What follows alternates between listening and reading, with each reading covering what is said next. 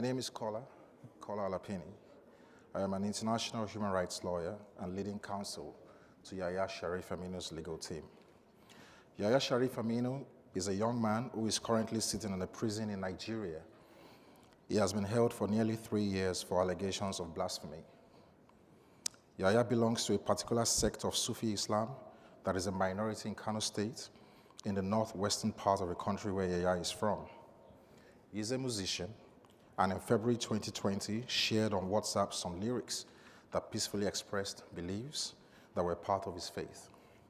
Others on the WhatsApp thread took offense to the statements, saying that they insulted the Prophet Muhammad and immediately formed a mob.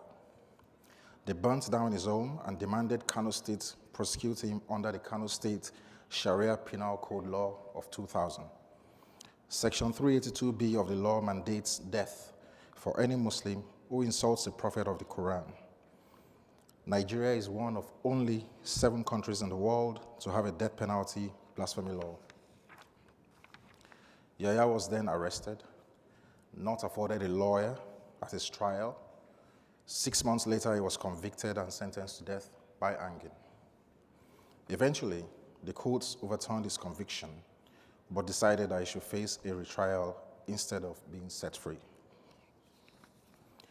That is why Yahya is now taking his case to the Supreme Court of Nigeria in order to challenge death penalty blasphemy law in Kano State and have it ruled unconstitutional. The Nigerian Constitution protects freedom of religion or belief. The African Charter and the international law does same. All of you here gathered know the basic facts of international law. Where international law and domestic law clashes, international law reigns supreme. That is why it is so important for everyone gathered here to speak up loudly on Yahya's behalf.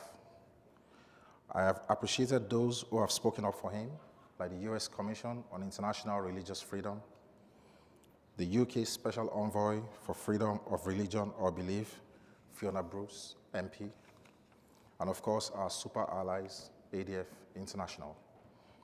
But we need more, and we need it now. This is not just about one individual case, albeit one that is a matter of life and death for this brave young man who may make history to defend the right of all people to peacefully share their beliefs, free from the fear of retribution and violence. But this is about saying no to all forms of government-led discrimination and persecution of religious minorities and people who wish to freely discuss and share their beliefs about one of the most fundamental aspects of human experience. This is about Omar Farouk, a minor who we defended after he was sentenced to 10 years imprisonment under the same law that Yahya is charged with. Thankfully, he has been set free. Or about the Christian college student, Deborah Samuel Yakubu, who was stoned to death and burned by a mob that were friends, classmates, and people who she went to school with, for a peaceful religious expression and whose attackers have largely escaped any accountability. Or the humanist Bala Mubarak, sentenced to 24 years over spurious allegations of religious insult. This is about saying no to governments and extremists who wish to impose one faith by force over everyone. This is the sad reality for so many in Nigeria, particularly in the north. I urge all of you to stand up for Yahya, for the overturning of these terrible blasphemy laws, and for true religious freedom for all people. I thank you all for listening.